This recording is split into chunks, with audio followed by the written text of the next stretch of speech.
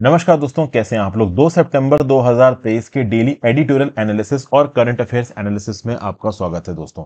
आज के न्यूज़पेपर में ज्यादा कुछ दोस्तों है नहीं, इसलिए दो इंपॉर्टेंट एडिटोरियल्स मैं आपके लिए लेके आया हूं। इन दो इंपॉर्टेंट एडिटोरियल्स में एक जो जेएंडके का जो स्टेटस क्यो है उसको लेके सुप्रीम कोर्ट में जो बहस चल रही है उसके बारे में बात करेंगे, और चाइना के इकोनॉमिक स्लोडाउन को लेके एक आर्टिकल है, कैसे चाइना की इकोनॉमिक ग्रोथ ओवरऑल दुनिया को इंपैक्ट करती है, कैसे चाइना का स्लोडाउन दुनिया को इंपैक्ट कर रहा है, तो उसके बारे में बात करेंगे। इसके साथ साथ करंट अफेयर्स में दोस्तों जो आदित्य L1 मिशन लॉन्च होने वाला उसको लेके यहाँ पे एक आर्टिकल है, यूरोपियन स्पेस एजेंसी इसको किस प्रकार से मदद करेगी।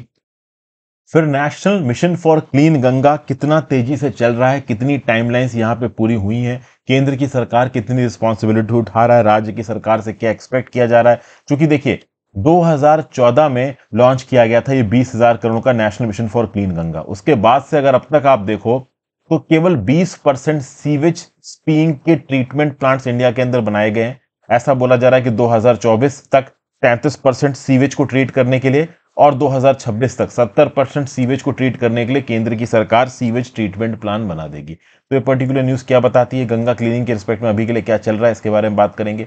एनसीईआरटी को deem to be university tag दिया जाएगा और वॉइड मैरिजेस से पैदा हुआ बच्चों को भी अपने पेरेंट्स की प्रॉपर्टी में हक मिलेगा। तो वो पुष्पा वाला काम नहीं होगा कि हाँ भाई ये नाजायज है तो इनको नाम नहीं मिलेगा बाप का। तो बेसिकली ओवरऑल अगर कोई मैरिज वॉइड हो जाती है और बच्चे का जो स्टेटस है वो लीगली चैलेंज में आ जाता है कि हाँ भाई माँ बाप की मैरिज ही लीगल नहीं थी तो बच्चों को माँ बाप की प्रॉपर्टी में अधिकार नहीं मिलेगा, ऐसा कुछ नहीं है। सुप्रीम कोर्ट ने साफ साफ बोल दिया है कि पेरेंट्स की प्रॉपर्टी में बच्चों का हक होगा, भले ही वो बच्चे एक ऐसी शादी से पैदा हुए हों जो कि वॉइड है। ठीक है ना भाई। फिर थाईलैंड के जो किंग है, जो फॉर्मर पीएम थे थक्सिन शिनावात्रा, बाद में इनकी डॉटर यंगलक शिनावात्रा ही बनी थी, दोनों को कूप में से उखाड़ फेंका गया था। अब थक्सिन शिनावात्रा रिसेंटली वापस आ गए थे थाईलैंड के अंदर। इनकी ही political party Pheu Thai party का रिप्रेजेंटेटिव मिलिट्री कोalition बना के यहाँ पे प्राइम मिनिस्टर बन के बैठा है। अब थक्सिन शिनावात्रा को पहले 8 साल की सजा दी गई, अभी के लिए उनकी सजा को कम करके 1 साल दे दिया गया। तो ऐसा बोला जा रहा है कि यहाँ पे कुछ बैक चैनल टॉक्स हुई हैं जिसके चलते थक्सिन शिनावात्रा की जो सजा का क्वांटम है उसको यहाँ पे कम कर दिया गया। तो इतने टॉपिक्स मैं यहाँ पे आपके साथ डिस्कस करने वाला हूँ आज के डेट में दोस्तों। मेंटरशिप कोर्स में 5 और एथिक्स की वीडियो सब्सिक्वेंट वीडियोस में आपके लिए अपलोड करूंगा। शाम तक ये 5 और टर्मिनोलॉजीज आपके लिए अपलोड हो जाएंगे। आप मेंटरशिप कोर्स को शाम तक चेकआउट कर सकते हैं, चाहे तो ओवरऑल इनरोल भी करवा सकते हैं। काफी मेहनत से मेंटरशिप कोर्स में वीडियोस आपके लिए अपलोड की जा रही हैं। आप मेरी वेबसाइट www.harshitdwedi.com पे या फिर मेरी ऐप हर्षित द्विवेदी एजुकेशन जो कि एंड्रॉयड या फिर iOS दोनों पे अवेलेबल है, वहां पे इस कोर्स को चेकआउट कर सकते हैं और वहीं पे स्टडी मटेरियल सेक्शन से इस पर्टिकुलर लेक्चर की पीडीएफ को भी फ्री ऑफ कॉस्ट डाउनलोड कर सकते हैं। ये पीडीएफ आपको टेलीग्राम ग्रुप में भी मिल जाएगी। तो आ जाते हैं आज के अपने पहले आर्टिकल पे, restoring popular rule in Jammu and Kashmir and its statehood ought to be a priority. देखिए भाई, केंद्र की सरकार ने रिसेंटली सुप्रीम कोर्ट में स्टैंड दिया है कि हम एक टाइमलाइन नहीं दे सकते कि कब पूरी तरीके से जम्मू एंड कश्मीर के स्टेटहुड को रिस्टोर कर दिया जाएगा। सुप्रीम कोर्ट में बहस करते वक्त चीफ जस्टिस ने जब केंद्र की सरकार के रिप्रेजेंटेटिव से पूछा कि कब जम्मू एंड कश्मीर फिर से पूरा स्टेट बन जाएगा, तो केंद्र की सरकार की तरफ से रिस्पॉन्स आया, अभी हम ये कह नहीं सकते। देखिए 4 साल हो चुके हैं जम्मू एंड कश्मीर का स्टेट का स्टेटस लिए हुए, इनफैक्ट स्पेशल स्टेटस लिए हुए, और केंद्र की सरकार यह भी बोल रही कि भाई जम्मू एंड कश्मीर का जो यूनियन टेरिटरी का स्टेटस है ये टेम्पररी है, हमारा अल्टीमेट ऑब्जेक्टिव यही है कि हम जम्मू एंड कश्मीर को कंप्लीट स्टेट बनाएंगे। बट स्टेट बनाने की कोई प्रॉपर टाइमलाइन यहां पे नहीं दी गई है। अब ऑब्वियस सी बात है, जब जम्मू एंड कश्मीर के स्पेशल स्टेटस की एब्रोगेशन की बात आई, आर्टिकल 370 और 35A को हटाने की बात आई, तब केंद्र की सरकार ने कैसे जस्टिफाई किया अपने स्टेप को। तो सॉलिसिटर जनरल साहब ने यहां पे बोला कि भाई आप देखिए जम्मू एंड कश्मीर के अंदर जो टूरिज्म है वो बढ़ गया है, जम्मू एंड कश्मीर के अंदर स्टोन पेल्टिंग के जो इंसिडेंसेस हैं वो यहां पे कम हो गए हैं, जम्मू एंड कश्मीर में नॉर्मलसी यहां पे आ गई है। तो सबसे इंपॉर्टेंट पॉइंट तो यहां पे chief justice of India D Y Chandrachud साहब ने यहां पे ये बोला कि भाई देखिए केंद्र की सरकार भले ही ये बोले कि चीजें नॉर्मल है, टेररिज्म कम हो चुका है, इन्फिल्ट्रेशन कम हो चुका है, स्टोन पेल्टिंग और थ्रोइंग के इंसिडेंट्स कम हो चुके हैं, ठीक है, सिचुएशन थोड़ी नॉर्मलाइज हो चुकी है, टूरिज्म बढ़ रहा है, सब अच्छी अच्छी बातें हुई हैं। लेकिन ये सारी बातें में जो कॉन्स्टिट्यूशनैलिटी का क्वेश्चन चेक करने वाली बात है, आर्टिकल 370 के एब्रोगेशन को उससे लेना कोई धुनी नहीं है। मतलब 370 का जब एब्रोगेशन किया सरकार ने, वो किस कॉन्स्टिट्यूशनल बेसिस पे किया, इसको आप इस बेसिस पे जस्टिफाई नहीं कर सकते कि 370 के एब्रोगेशन के बाद जम्मू एंड कश्मीर में क्या क्या हुआ है। ठीक है, जम्मू एंड कश्मीर जो कुछ भी अच्छा अच्छा हुआ है वहां के लोगों के लिए अच्छा अच्छा हुआ है, वो जरूरी है, but at the same point of time यहां पे सुप्रीम कोर्ट इस बात को भी प्रॉपर तरीके से चेक करेगा कि जो आर्टिकल 370 और 35 से हटाया गया था, क्या वो कॉन्स्टिट्यूशनल तरीके से हटाया गया? तो इस बात को लेकर बहस यहाँ पे अभी के लिए जारी है। पिछले 14 दिन से कॉन्स्टिट्यूशन बेंच इस 370 के मुद्दे को सुन रही है।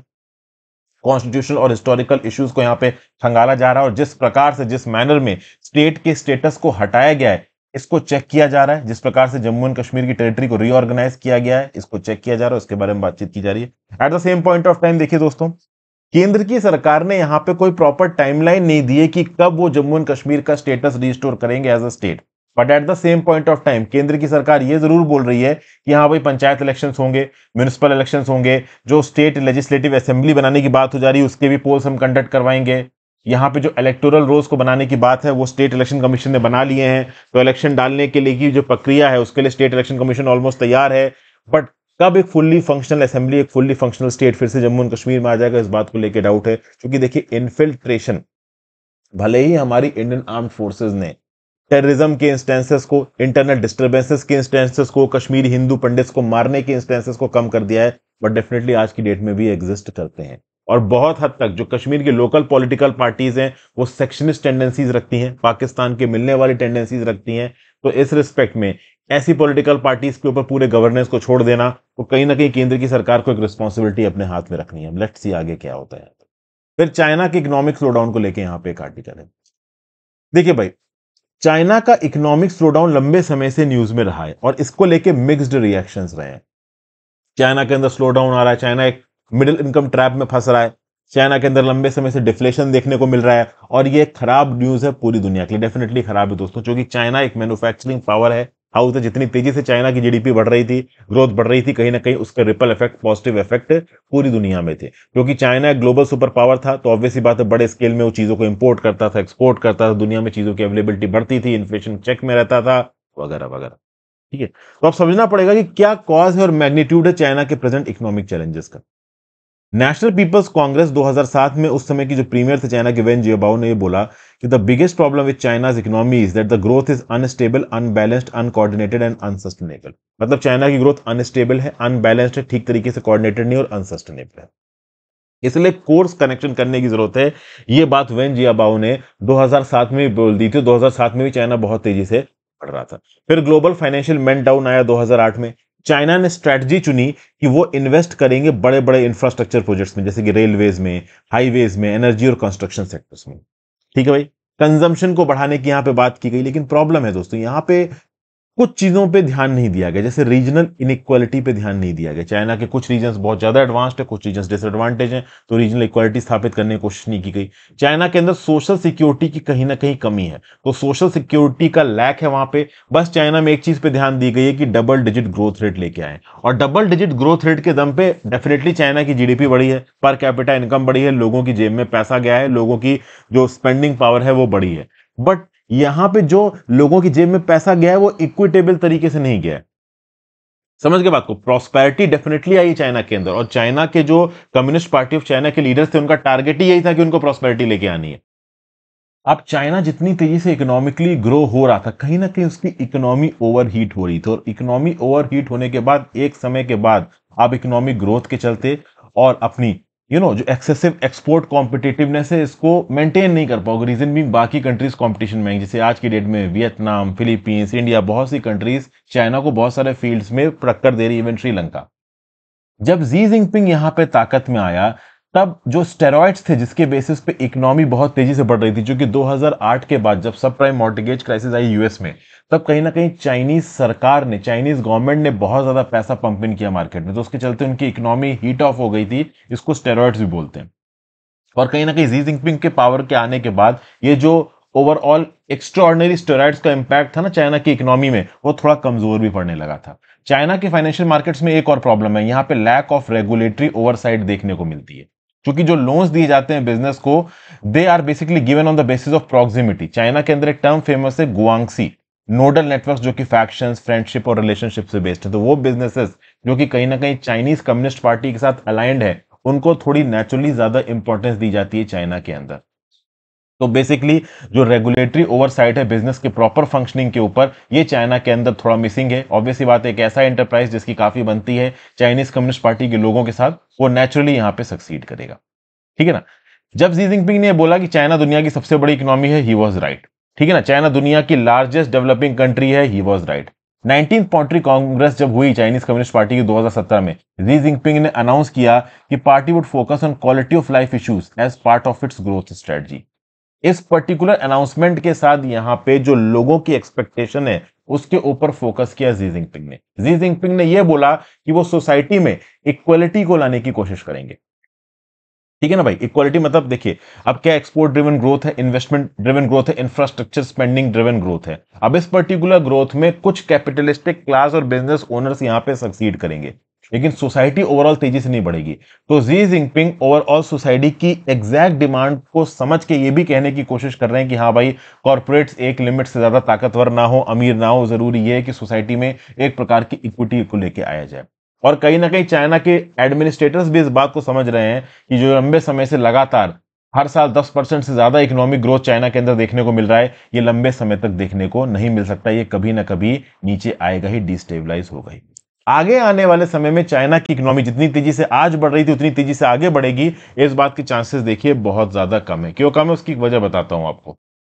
अगर चाइनीज इकोनॉमी को लॉन्ग टर्म में ग्रो करना है तो जो चाइना के कैपिटल मार्केट्स के अंदर काम करने वाली प्राइवेट कंपनी है, उन प्राइवेट कंपनीज को आपको ऑटोनॉमी देनी पड़ेगी।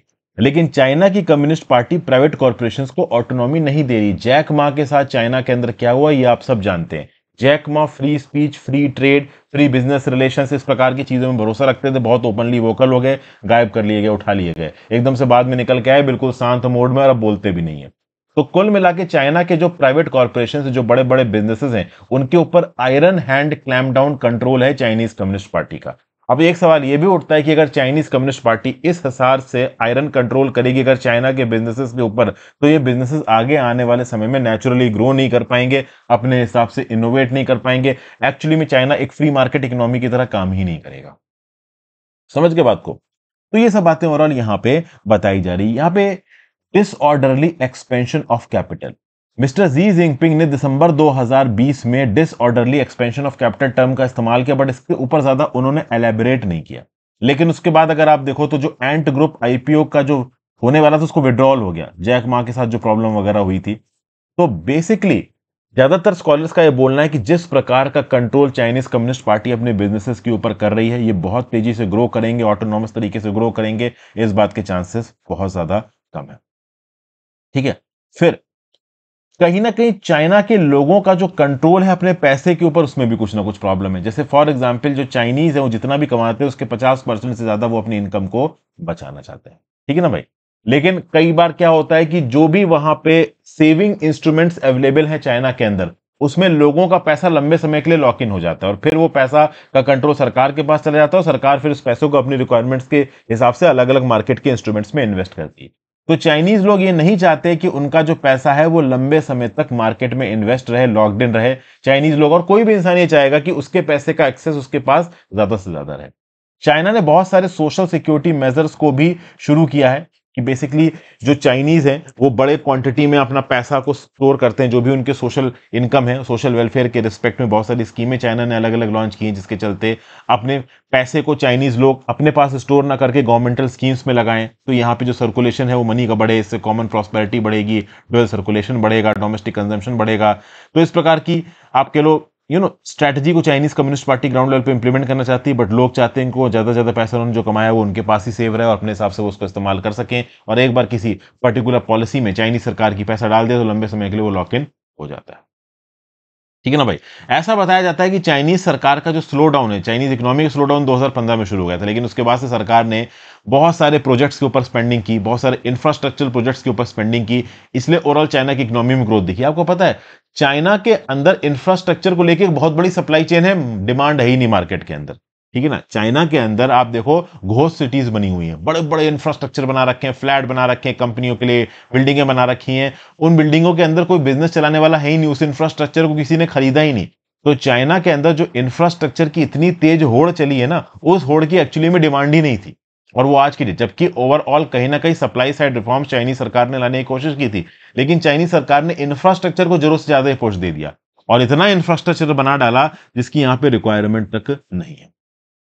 और फाइनली जो लेटेस्ट फ्लॉ निकल के आया, जो लेटेस्ट स्ट्रॉ निकल के आया जिसने चाइना की इकोनॉमी को एक्सपोज कर दिया दुनिया में था, वो था zero Covid policy. Zero Covid policy के बाद चाइना की इकोनॉमी स्लो डाउन हुई, चाइना की इकोनॉमी के फॉल्ट सामने नजर के आने लगे। फिर एक कंपनी भी इनकी ब्रेकडाउन हो गई थी जिसका नाम था एवरग्रैंड। एवरग्रैंड क्राइसिस देखने को मिली 2020 से लेकर 2023 के बीच में। चाइना का हाउसिंग बबल इसको बोला गया। बहुत सारे लोगों का पैसा जो एवरग्रैंड में लगा हुआ था वो डूबता हुआ नजर आया, लोग रो रहे थे, चिल्ला रहे थे, ठीक है ना। कहीं ना कहीं चाइनीज एक्सपर्ट्स इस बारे में बातचीत कर रहे हैं कि सरकार शायद एवरग्रैंड क्राइसिस में एवरग्रैंड की मदद करे, लेकिन लंबे समय से जो मदद चाइनीज सरकार की तरफ से आ रही थी वो अब आ नहीं रही। तो बेसिकली जी जिनपिंग जो भी नेशनल डेवलपमेंट के टारगेट्स लेके चल रहे हैं स्ट्रांग इकोनॉमी के दम पे चाइना की, ये चाइना की इकोनॉमी आज की डेट में उतनी स्ट्रांग भी नहीं जितनी नजर आ रही है। डेफिनेटली ये दुनिया की दूसरे नंबर की सबसे बड़ी इकोनॉमी है, लेकिन अपनी ताकत को इतनी इन्फ्लुएंशियली तभी असर्ट कर पाएगा चाइना जब लॉन्ग टर्म में वो अपनी इकोनॉमिक ग्रोथ को मेंटेन कर पाए, और वो अपने आप में प्रेजेंट इकोनॉमिक इंडिकेटर्स के हिसाब से काफी मुश्किल लगता है। वो अलग बात है कि चाइना की इकोनॉमी आगे आने वाले समय में 5% पे ग्रो करे और इंडिया की 6.1% पे ग्रो करे, तब भी चाइना की इकोनॉमिक जो बेस है वो अपने आप में बहुत बड़ा है। नॉमिनल बेसिस पे वो दुनिया की दूसरी नंबर की सबसे बड़ी इकोनॉमी है, परचेजिंग पावर पैरिटी के बेसिस पे दुनिया की नंबर 1 की सबसे बड़ी इकोनॉमी है। तो अगर वो 5% या इनफैक्ट 2 से 3% की ग्रोथ पे भी बढ़ते हैं तो भी ओवरऑल उनकी जो ग्रोथ है वो बहुत ज्यादा तेज होगी और क्वांटम में इंडिया से बहुत ज्यादा नजर आएगी। समझ के बात को, तो ये सारी बातें यहाँ पे बताई जा रही हैं। मेंटरशिप कोर्स के बारे में दोस्तों मैंने पहले आपको बताया, अगर आपको सही लगे तो आप इस मेंटरशिप कोर्स को ज्वाइन कर सकते हैं। काफी मेहनत से मेंटरशिप कोर्स आपके लिए बनाया हुआ है। ओवरऑल वीडियोस काफी ज्यादा ऑर्गेनाइज तरीके से इस मेंटरशिप कोर्स में अपलोड की जा रही हैं। ठीक है, आप चाहें तो इस मेंटरशिप कोर्स को दे सकते हैं। इसके अंदर एथिक्स की सीरीज भी है, वर्डस्टिक की सीरीज भी है, एनवायरमेंट की सीरीज भी आगे आपके लिए आएगी। धीरे धीरे करके जो सीरीज है वो बिल्टअप हो रही है। अभी के लिए सितंबर की शुरुआत है, सितंबर, अक्टूबर, नवंबर, दिसंबर, जनवरी, फरवरी, अगले साल नवंबर तक वीडियो इसमें अपलोड होती रहेंगी, तो आप चाहें तो इसको इनरोल कर सकते हैं। चलिए आगे चलते हैं, करंट अफेयर्स एनालिसिस देखते हैं। इंडिया की पहली सोलर ऑब्जर्वेटरी मिशन को यहां पे लॉन्च किया गया। क्या कहा जा रहा है, इंडिया का जो पहला सोलर ऑब्जर्वेटरी मिशन है जिसको नाम दिया गया आदित्य L1, इसको लॉन्च किया जाएगा पोलर सैटेलाइट लॉन्च व्हीकल पे सतीश धवन स्पेस सेंटर से श्रीहरिकोटा में सुबह 11:50 पे सैटरडे को। इंडियन स्पेस रिसर्च ऑर्गेनाइजेशन ने 23 घंटे 40 मिनट का काउंटडाउन शुरू कर दिया है आदित्य L1 के लॉन्च के लिए। अप्रोक्सीमेटली 63 मिनट्स के लिफ्ट ऑफ के बाद जो सैटेलाइट सेपरेशन वाली प्रक्रिया है वो यहां पे शुरू हो जाएगी। पीएसएलवी के मतलब पीएसएलवी का जो 57 वाला आपका सैटेलाइट लॉन्चर है वो इस पर्टिकुलर आदित्य L1 को स्पेस में लेके जाएगा। वैसे देखा जाए दोस्तों तो ये जो पर्टिकुलर आदित्य L1 की जर्मनी है, पहले ये 16 दिन के लिए अर्थ बाउंड ऑर्बिट में लगेगा। धीरे धीरे करके मैनूवर्स के थ्रू इसको नेसेसरी वेलोसिटी दी जाएगी उसकी जर्नी के लिए, और बाद में आदित्य L1 एक ट्रांस लैग्रेंजियन इंसर्शन करेगा, मैनूवर करेगा, जिसके बाद ये अपनी 110 दिन की जर्नी शुरू करेगा। आदित्य L1 सन की तरफ जाएगा, अर्थ से 1.5 मिलियन किलोमीटर की दूरी पे होगा, जो कि ओवरऑल अर्थ और सन के बीच के डिस्टेंस का केवल 1%। आदित्य L1 पेलोड करेगा क्या, तो ये क्रूशियल इंफॉर्मेशन प्रोवाइड करेगा to understand the problem of coronal heating, coronal mass ejection, pre flare and flare activities and their characteristics. Dynamics देखेगा स्पेस वेदर के, और प्रोपोगेशन देखेगा पार्टिकल्स का, फील्ड्स का। समझ गए बात को। तो ये जो सैटेलाइट है इसको हेलो ऑर्बिट में प्लेस किया जाएगा ताकि ये सन को लगातार मॉनिटर कर सके, किसी भी प्रकार का ऑकल्टेशन या एक्लिप्स इस पर्टिकुलर आपके लो सैटेलाइट को ना रोके। और जिस प्रकार से चंद्रयान 3 ने यूरोपियन स्पेस एजेंसी ने इंडिया की मदद की थी, उसी प्रकार से आदित्य L1 मिशन में भी यूरोपियन स्पेस एजेंसी हमारी मदद करेगी।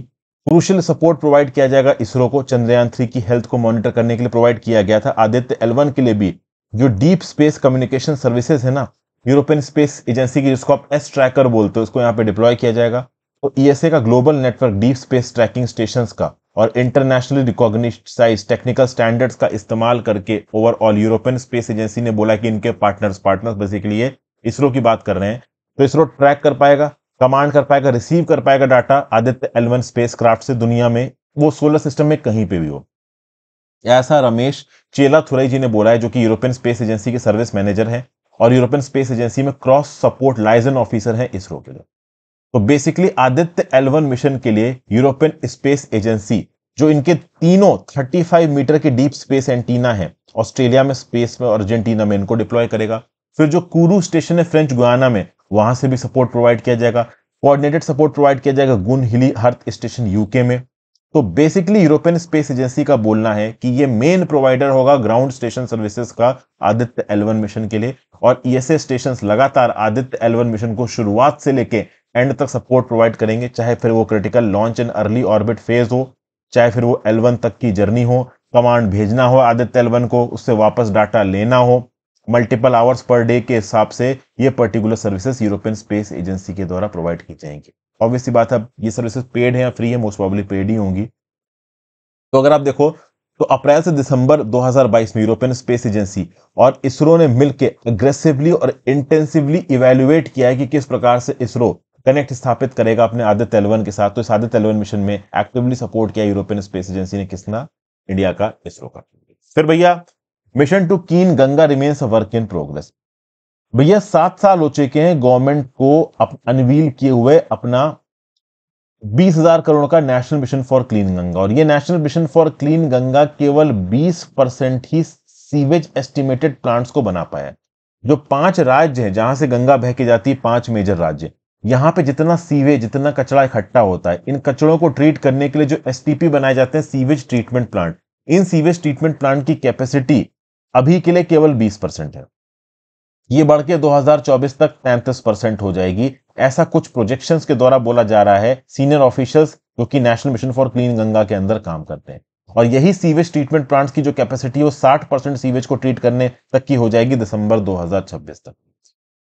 यहां पे कैलकुलेशंस किस हिसाब से किए हैं? कैलकुलेशंस कुछ इस हिसाब से प्रिमाइज किए गए हैं कि भैया 5 स्टेट्स में, उत्तराखंड में, उत्तर प्रदेश में, बिहार में, झारखंड में, वेस्ट बंगाल में प्रतिदिन 11,765 million litres per day sewage generate होगा, जो कि इस रिवर की कोर्स में जनरेट होगा इन 5 राज्यों में। ठीक है ना? ये पर्टिकुलर फिगर डिराइव होता है एक रिपोर्ट के द्वारा जो कि नेशनल ग्रीन ट्राइब्यूनल को सबमिट की गई थी एनएमसीजी के द्वारा। एनएमसीजी यहां पे प्लान कर रहा है on setting up sewage treatment plants capable of treating about 7,000 million litres per day of sewage by 2026। तो भैया 2026 तक प्रतिदिन ये sewage treatment plant 7,000 million litres पानी को ट्रीट कर सकें, ये अभी के लिए टारगेट है। लेकिन ओवरऑल जो कचरा होगा वो 11,765 मिलियन लीटर्स का होगा। तो 7,000 मिलियन लीटर्स के बजाय एक्स्ट्रा जो 4,765 मिलियन लीटर्स पर डे का कचरा है उसको किसके द्वारा सॉर्ट आउट किया जाएगा? उसको राज्यों के द्वारा सॉर्ट आउट किया जाएगा। तो यहां पे राज्यों का भी एक बहुत इंपॉर्टेंट रोल निकल के आता है। केंद्र की सरकार ने साफ साफ बोला है कि डेफिनेटली केंद्र की सरकार का टारगेट है कि वो 2026 तक 60% सीवेज कैपेसिटी को डेवलप कर देंगे, मतलब 11,765 मिलियन लीटर्स डे में 7,000 मिलियन लीटर्स पर डे कर देंगे। लेकिन बाकी सीवेज कैपेसिटी को बनाने का काम राज्यों की सरकार का है। तो जो मेन ऑब्जेक्टिव है नमामि गंगे मिशन का वो ये इंश्योर करना है कि अनट्रीटेड सीवेज नदी में ना बहे। 11,765 मिलियन लीटर्स पर डे का जो सीवेज है ये किस प्रकार से कैलकुलेट किया गया? तो डायनेमिक बेसिस पे कैलकुलेट किया गया। ओवरऑल बढ़ती पॉपुलेशन के ग्रोथ प्रोजेक्शन के हिसाब से और बढ़ती इंडस्ट्रियल ग्रोथ की ग्रोथ प्रोजेक्शन के हिसाब से इतना कचरा इकट्ठा हो सकता है प्रतिदिन के बेसिस पे, ऐसा एस्टिमेट किया जा रहा है। और इसमें से 7,000 मिलियन लीटर्स पर डे की ट्रीटमेंट कैपेसिटी को हम लोग 2026 तक डेवलप कर लेंगे, ये भी यहाँ पे पता लगाया गया। तो जो सीवेज ट्रीटमेंट प्लांट्स है, जो सीवरेज नेटवर्क्स हैं which are at the heart of Namami Gange mission, ये अकाउंट करते हैं 80% of the overall project outlay को। एज ऑफ जुलाई 2023 जो एसटीपी है they are capable of 2,665 million litres per day sewage treatment. अभी के लिए जो भी सीवेज ट्रीटमेंट प्लांट्स इंडिया के अंदर बने हैं जुलाई 2023 में, वो प्रतिदिन 2,665 मिलियन लीटर्स के सीवेज को ट्रीट कर सकते हैं। इसको धीरे धीरे बढ़ाने की यहां पे कोशिश की जा रही है। 2014 में national mission for clean Ganga शुरू हुआ था। 2021 में हमारे पास केवल 811 मिलियन लीटर्स पर डे की सीवेज ट्रीटमेंट कैपेसिटी थी, लेकिन पिछले एक साल में 1,455 मिलियन लीटर्स पर डे की कैपेसिटी बढ़ी है। As of July 2023 2,665 million litres per day की सीवेज ट्रीटमेंट कैपेसिटी है, जो कि हम 7,000 मिलियन लीटर्स पर डे लेके जाएंगे 2026 तक। अब क्या है कि धीरे धीरे करके यहाँ पे सीवेज ट्रीटमेंट प्लांट बन रहे हैं। इसकी क्या वजह? तो इसकी बहुत सी वजह है दोस्तों। सीवेज ट्रीटमेंट प्लांट्स को बनाने के लिए लैंड एक्विजिशन करना, डिटेल्ड प्रोजेक्ट रिपोर्ट को सबमिट करना, उसके लिए राज्य की सरकार, केंद्र की सरकार का आपस में कोऑर्डिनेशन होना, प्राइवेट कॉन्ट्रैक्टर्स का यहाँ पे आपस में कॉन्ट्रैक्ट मतलब कोऑर्डिनेशन होना, तो ये सब चीजें कहीं ना कहीं यहाँ पे मैटर करती है। इनफैक्ट अगर आप देखो तो उत्तराखंड के अंदर 36 जो कि हाईएस्ट नंबर ऑफ प्लांट्स है सीवेज ट्रीटमेंट प्लांट्स जिनको अपग्रेड किया गया है। इसके बाद उत्तर प्रदेश में 35 sewage treatment plant, West Bengal में 11 सीवेज ट्रीटमेंट प्लांट्स। अगर आप देखो तो national mission for clean Ganga एक 20,000 करोड़ का मिशन है, गवर्नमेंट ने इसको इन प्रिंसिपल अप्रूवल दिया है। वैसे तो 20,000 करोड़ का मिशन है, लेकिन सरकार 37,396 करोड़ के ट्रीटमेंट को अप्रूवल दे चुकी है, जिसमें 14,745 करोड़ ऑलरेडी राज्य की सरकार को यहां पे रिलीज किया जा चुका है। और देखिए, national mission for clean Ganga के कुछ पॉजिटिव इंपैक्ट भी देखने को मिल रहे हैं, ऐसा भी सरकार का क्लेम है। जो डॉल्फिन पॉपुलेशन है गंगा के अंदर, वो 2,000 से 4,000 हो चुकी है। अब डॉल्फिन की साइटिंग्स बढ़ चुकी हैं, बहुत सारे अलग अलग रिवर के स्ट्रेचेस में ज्यादा डॉल्फिन देखने को मिलती हैं। इंडियन फिशरमैन ने यह भी रिपोर्ट किया है कि इंडियन कार्प नाम की एक फिश स्पेशीज जो कि केवल क्लीन वाटर में पाई जाती है, यह भी साइट की जा रही है गंगा के अंदर। तो इससे यह पता चलता है कि हाँ भाई, गंगा के पानी में डेफिनेटली सफाई हो रही है इस एनएमसीजी के थ्रू। ठीक है ना भाई। फिर बहुत सारे और पैरामीटर्स हैं, जैसे central pollution control board levels of dissolved oxygen, biochemical oxygen, demand of faecal coliform के आधार पर अलग अलग स्ट्रेचेस में कितना पॉपुलेशन लोड है, इसको पता करने, कितना पॉल्यूशन लोड है इसको पता करने की कोशिश करते। तो इन सारे पैरामीटर्स के बेसिस पे भी गंगा की प्योरिटी को चेक करने की लगातार कोशिश की जा रही है। फिर भाई अगले आर्टिकल पे चलते हैं हम लोग। NCERT given deem to be university tags इस प्रधान। देखिए, national council for education research and training को deem to be university status यहां पे दिया जा रहा है, ऐसा बोला है union education minister Dharmendra Pradhan साहब ने 63वें फाउंडेशन डे पे इस एपेक्स डिसीजन मेकिंग बॉडी पे, मतलब एनसीईआरटी के रिस्पेक्ट में। एनसीईआरटी एक रिसर्च यूनिवर्सिटी बन गई है। ये अपॉर्चुनिटीज ऑफर करेगी ग्लोबल कोलैबोरेशंस के लिए, कॉन्ट्रीब्यूशंस के लिए ग्लोबल एजुकेशनल लैंडस्केप में। तो ये जो डीम टू बी यूनिवर्सिटी है, ये इंडियन इंस्टीट्यूट ऑफ साइंस के लाइंस पे काम करेगी।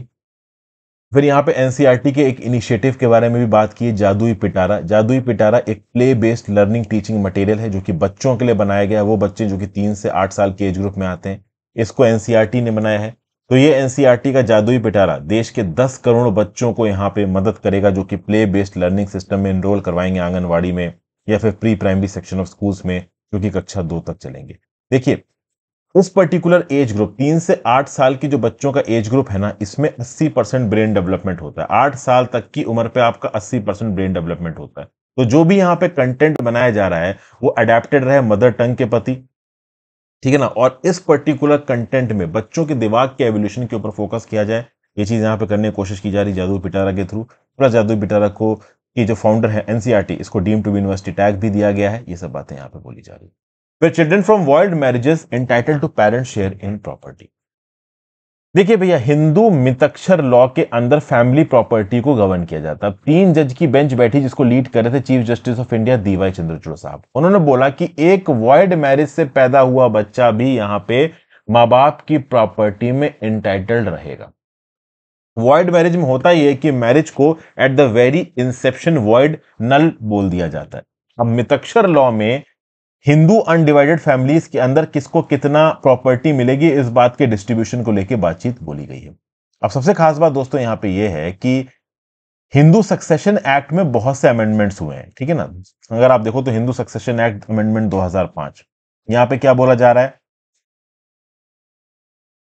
that the share of a deceased person in a joint Hindu family governed by Mitakshar law can be devolved to his heirs by testamentary और interstate succession। पहले survivorship के through ही होता था। देखिए, मैं आपको यहां पे समझने की कोशिश करता हूं। हिंदू सक्सेशन एक्ट 2005 अमेंडमेंट ने वुमेन को भी इक्वल सक्सेशन के यहां पे राइट्स दिए हैं। कुछ यहां पे प्रॉब्लम्स चल रही थी इस बेसिस पे कि क्या भाई वो बच्चे जो कि एक वाइड मैरिज से पैदा हुए हैं, उनको यहां पे प्रॉपर्टी में राइट्स मिलना चाहिए। तो भैया सेक्शन 16 क्लॉज 3, ये किसकी बात हो रही है? ये बात हो रही है हिंदू सक्सेशन एक्ट की। तो सेक्शन 16 क्लॉज 3 के अंदर ये बोला गया कि children from void and voidable marriages would have a rights to their parents properties. मतलब यहां पे जो लेजिटिमेसी है ऐसे बच्चों को, वो हिंदू मैरिज एक्ट में दी गई है, ये हिंदू सक्सेशन एक्ट में भी दिखाई जानी चाहिए। समझिए, यहां पे मैं हिंदू मैरिज एक्ट के सेक्शन 16(3) की बात कर रहा हूं, सॉरी मैंने पहले हिंदू सक्सेशन एक्ट बोल दिया। तो हिंदू मैरिज एक्ट के सेक्शन 16 क्लॉज 3 के हिसाब से अगर आप देखा जाए तो वो बच्चे जो कि एक वॉइड मैरिज या फिर एक नलीफाइड मैरिज से पैदा हुए हैं, उनको भी पूरी तरीके से सक्सेशन का अधिकार मिलेगा। और ये चीज अब हिंदू सक्सेशन एक्ट में भी लिखी जाएगी, लेजिटिमेट किनशिप। तो एक बात तो क्लियर हो गई है कि ओवरऑल जो लीगल बच्चे हैं, मतलब जो लीगली वेडेड हस्बैंड वाइफ है उनके जो बच्चे हैं, और ओवरऑल पेरेंट्स की प्रॉपर शादी नहीं हुई और उनसे जो बच्चे पैदा हुए, उनको भी पेरेंट्स की प्रॉपर्टी में अधिकार है। लेकिन मितक्षर लॉ के हिसाब से यह पता करना बहुत ज्यादा जरूरी हो जाता है कि उस पर्टिकुलर पेरेंट ने अपने इंसिस्टर से कितनी प्रॉपर्टी। अब देखिए, मैं आपको एक चीज बता देता हूं। मान लीजिए कोई एक कपल है, हस्बैंड वाइफ है। अब हस्बैंड वाइफ ने प्रॉपर्टी को अपने एंसेस्टर्स से बिख्यूत किया। तो एंसेस्टर्स की जो प्रॉपर्टी थी वो हस्बैंड वाइफ को बोली। तो अब इस हस्बैंड वाइफ की रिस्पॉन्सिबिलिटी बनती है कि ये एंसेस्टर्स की प्रॉपर्टी अपने बच्चों को देंगे, देंगे ही देंगे, क्योंकि इस हस्बैंड वाइफ को भी अपने एंसेस्टर्स से प्रॉपर्टी मिली है। लेकिन मान लीजिए इसी हस्बैंड वाइफ ने अपने दम पे पैसे कमाए होते, तो अपने कमाए हुए पैसे को ये दान दे दें, किसी भी तीसरे थर्ड पार्टी को दे दें, इनके बच्चे ज्यादा कुछ बोल नहीं सकते। समझ गए? तो चाहे इनके लीगल बच्चे हों, चाहे वॉइड मैरिज के बच्चे हों, उस केस में बच्चे प्रॉपर्टी क्लेम नहीं कर सकते अगर ये हस्बैंड वाइफ की खुद की कमाई हुई प्रॉपर्टी और पैसे और इन्होंने अपनी मर्जी से किसी और को दे दी हो। लेकिन इस पर्टिकुलर हस्बैंड वाइफ ने अगर एंसेस्टर से प्रॉपर्टी इनहेरिट की है, तो वो प्रॉपर्टी इनको अपने बच्चों को देनी पड़ेगी। अब इस बात को यहां पे पता करना बहुत जरूरी है। मितक्षर लॉ के अंदर नीचे वॉइडेबल मैरिज की मतलब पैसे देने के लिए और बच्चों को कितना प्रॉपर्टी देनी, इस चीज को पता करने के लिए कि ये जो हस्बैंड वाइफ है ना, या फिर जो भी पेरेंट्स है, इनके जस्ट मरने से पहले ओवरऑल इनकी एंसेस्ट्रल प्रॉपर्टी से इनको कितना पैसा मिलने वाला था, ये यहां पे लीगैलिटी पे चेक करना जरूरी है। क्योंकि पहले जब आप ये चेक करोगे कि हां भाई एक पर्टिकुलर इंडिविजुअल जिसके बच्चे, चाहे वो वॉइड मैरिज के बच्चे क्यों ना हो, उसका पैसा क्लेम कर रहे हैं, उसकी मौत से पहले एक्चुअली में उसको इंसिस्टर्स की प्रॉपर्टी के ऊपर कितना हक था। यहां पे समझ गए आप बात को? यहां पे तो ये चीज यहां पे बोली जा रही है। देखिए क्या लिखा हुआ है, for the purpose of ascertaining the interest of a deceased Hindu Mitakshara coparcener, that is a person who acquires a legal right to his ancestral property through birth in a Hindu undivided family, the law mandates the assumption of a state of the affairs immediately prior to the death of the co-personer, namely a partition of the co-personary property between deceased and other members of the family. एक बात मैं आपको और बता देता हूं दोस्तों, Hindu undivided family का कंसेप्ट आपने सुना होगा। हिंदू अनडिवाइडेड फैमिली के अंदर एक पर्टिकुलर इंडिविजुअल कितना भी पैसा कमाए, अगर उस पैसे को उसको खर्च करना है तो उसको अपने फैमिली मेंबर्स, जिसको भी उसने हिंदू अनडिवाइडेड फैमिली के अंदर रोल कर रहा है, उससे पूछना पड़ेगा। तो हिंदू अनडिवाइडेड फैमिली के अंदर मितक्षर लॉ के अंदर एक इंडिविजुअल के मरने से जस्ट पहले उसका ओवरऑल अपनी एंसेस्ट्रल प्रॉपर्टी में कितना हक था, इस बात को प्रॉपर तरीके से कैलकुलेट किया जाएगा। इसके बेसिस पे क्वांटम निकल जाएगा और उस क्वांटम के हिसाब से ही जो पैसा है वो डिसाइड किया जाएगा, जो कि उसके बच्चों को बांटना है, फिर वो बच्चे लीगल बच्चे हों या फिर वॉइड मैरिज के बच्चे हों। समझ गए भाई? और आज की आखिरी news, GS paper 2 international relations, Thailand king reduces former peer Thaksin's present term to 1 year. देखिए ये होने ही वाला था। 74 year old billionaire Thaksin Shinawatra, ये 15 साल से कंट्री के बाहर थे, फाइनली थाईलैंड के अंदर वापस आए। जैसे ये थाईलैंड के अंदर वापस आए, इनको उठा के जेल में डाल दिया गया 8 साल के लिए। लेकिन उसी समय पे इनकी जो पार्टी है फ्यू थाई, इस फ्यू थाई पार्टी का जो रिप्रेजेंटेटिव है वो यहाँ पे प्राइम मिनिस्टर बनता है, और वो प्राइम मिनिस्टर बनता है मिलिट्री पार्टीज के साथ कोalition बना के। समझ गए बात को? तो जो प्राइम मिनिस्टर हैं श्रेथा थविसिन फ्यू थाई के, इन्होंने मिलिट्री पार्टीज के साथ कोalition बना के अपने आप को प्राइम मिनिस्टर बने। तो उस समय पे शुरुआत में ये बोला गया कि फ्यू थाई पार्टी ने ओवरऑल एक डील साइन कर ली है मिलिट्री कोalition के साथ, जिसके चलते थक्सिन शिनावात्रा आ चुके हैं थाईलैंड के अंदर। इनको 8 साल की सजा जरूर सुना दी गई, लेकिन अब इनकी 8 सजा के 60 साल की सजा की सेंटेंस को कम करके 1 साल का कर दिया गया है। कि आते ही प्रेसिडेंट की पोर्ट्रेट के सामने झुके हुए हैं।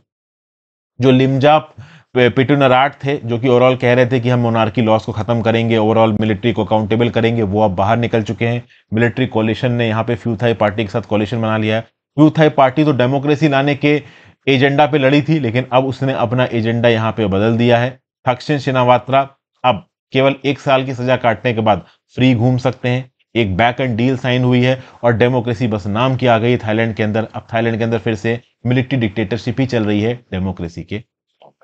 वैसे थक्सिन शिनावात्रा की बात की जाए तो काफी अमीर आदमी है, टेलीकॉम टाइकून है, मैनचेस्टर सिटी के ओनर है और बहुत इन्फ्लुएंशियल फिगर है थाईलैंड की पॉलिटिक्स में।